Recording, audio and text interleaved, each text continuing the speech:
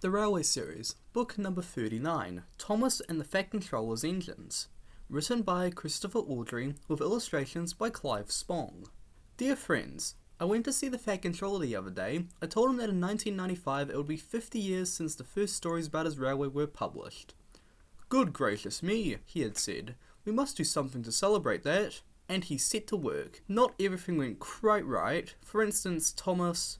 But I wouldn't spoil the stories. Happy reading. The author. Story number 1. Bird Strike.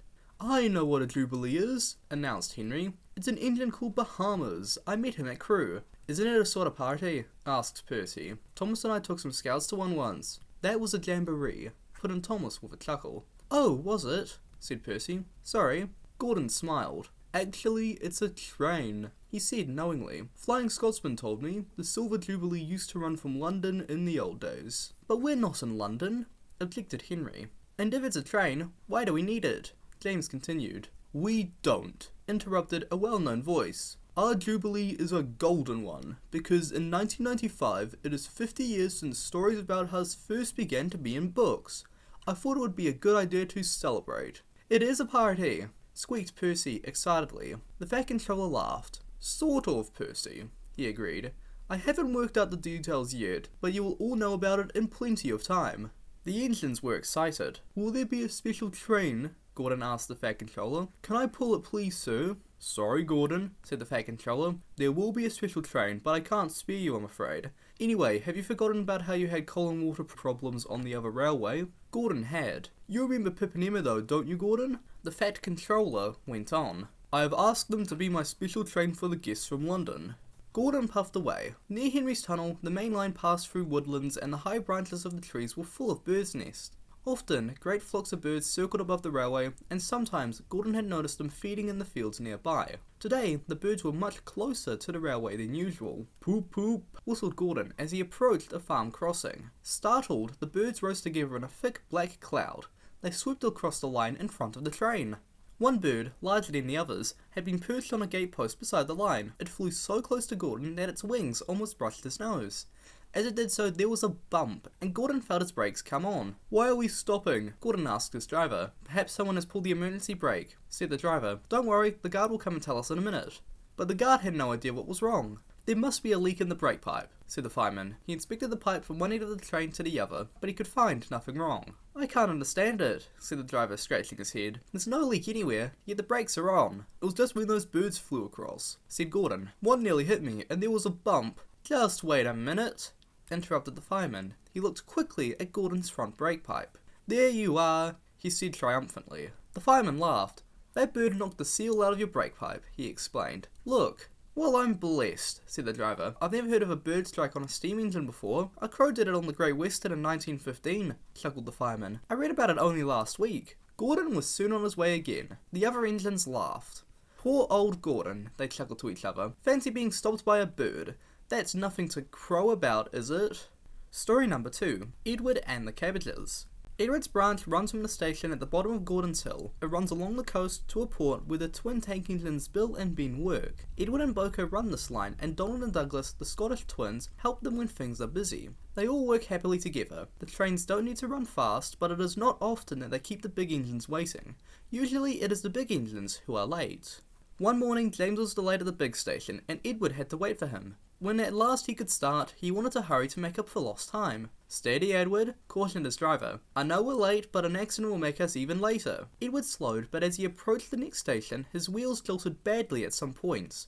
When Edward had stopped at the platform, the fireman checked them all over, but everything seemed to be in order.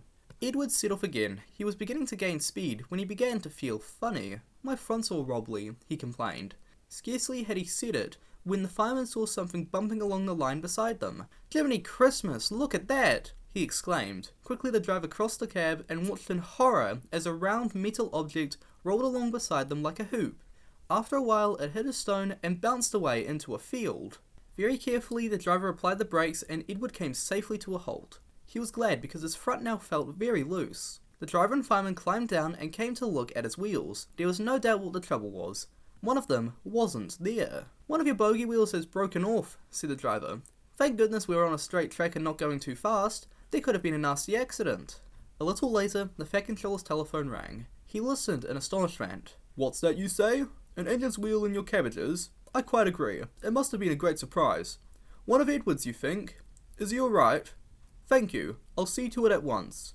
The Fat Controller put the telephone down and mopped his face with a red and white spotted handkerchief. "Bless my soul," he said to himself. "It's a good thing Edward didn't end up in the cabbages himself." Next day, Boko helped Edward to the works. Edward's wheel, broken off where his axle joined it but otherwise undamaged, travelled in his tender. The Fat Controller came to see him. "You had a lucky escape, Edward," he said, "but there's no harm done. I just hope that we can get you mended before the Golden Jubilee celebrations. Oh, and by the way, the farmer says that if your driver wants cabbages in the future, there are much safer ways of cutting them." Story number 3. Rabbits. "Rabbits," said the driver. "What do you mean rabbits?" asked Thomas. His driver laughed and pointed ahead. Beside the line, near the airfield station, was a post with a white disc on top.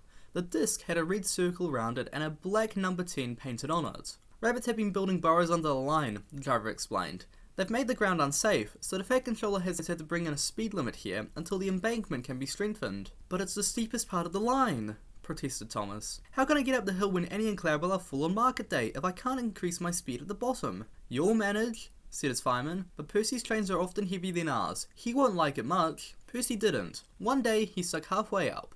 Daisy had to wait at the station at the top while Percy's train was divided and brought up in 2 sections. The sooner the Fat Controller does something about all these rabbits, the better. All the engines agreed. Then they heard the work was to start. While repairs were being done, Thomas was to run to the station at the top of the hill. Percy would then carry the passengers to the airfield station, and Daisy would take them to the junction. The day before the line closed, Thomas was taking Annie and Clarabelle down the hill when he felt the rails quiver under his wheels. "Help!" exclaimed Thomas. Suddenly, the left-hand rail tilted. There was a crunch, and his wheels settled on the ballast. Luckily, Thomas stopped moving before Annie and Clarabelle came off the rails too.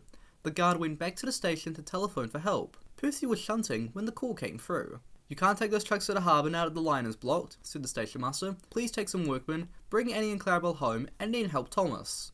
Thomas was glad when Percy arrived. While Percy took the passengers back to the station, the workmen unloaded their gear and prepared the site. "The ground's unsafe for a crane, even if we had one," they said. "And we can't pull you out because they'll only damage more of the line. We shall lift you on jacks, Thomas, so that we can slide rails beneath your wheels. Then Percy can bring you back onto the firm rails. We hope," they added. "How long will it take?"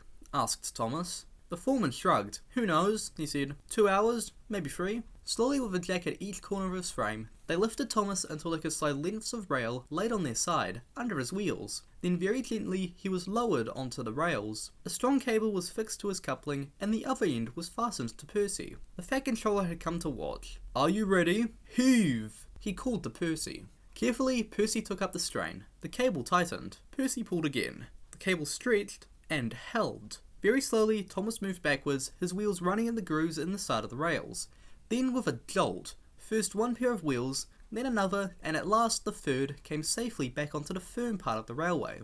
The men unhitched the cable, and Percy was coupled properly to Thomas. "Thank you, Percy," said Thomas gratefully, and Percy pulled him home. Story number 4. Golden Jubilee. Back in the autumn, a spider had found a warm corner underneath the signal box at the junction. She had woven a web pointed at one end and shaped like a funnel.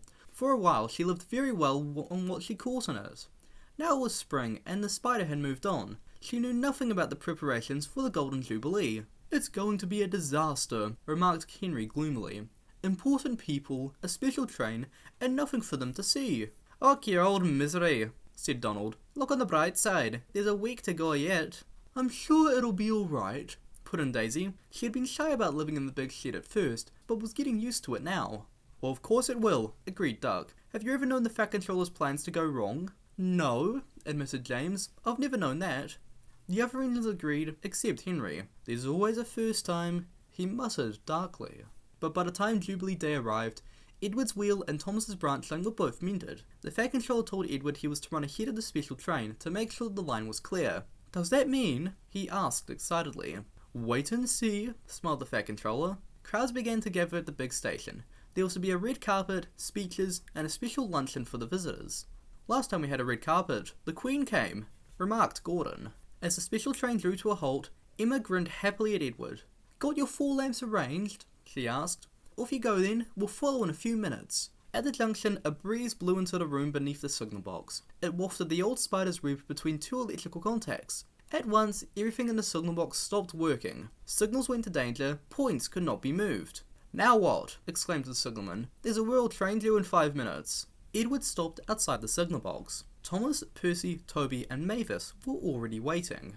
"The electrics are dead," the signalman told Edward's driver. "We shall have to flag you all through, but it will take time. You must go first, then the royal." Carefully, men with flags sent the trains on their way. Edward went first, with a letter for the Fat Controller telling him what had happened. Pip and Emma went next. Finally, Thomas and the branch line engines were allowed through. At the big station, the crowd was now enormous. The Fat Controller looked impatiently at his watch. Gordon, Henry and James had got the best places at the platform. "We shall see everything from here," said James happily.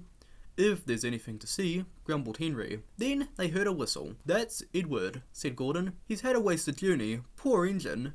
But we know Gordon was wrong, don't we? Pip and Emma soon drew in, and onto the red carpet stepped a royal personage. "I apologise for the delay, sir," said the Fat Controller, and he explained what had gone wrong. Then he introduced the royal visitor to each of the engines. "I heard about you all after the Queen came here many years ago," he told them. "I am delighted to meet you for myself." The engines whistled loud and long. The royal personage grinned and covered his ears. "The Queen was right," he told the Fat Controller. "Your railway and your engines are a credit to you." The end.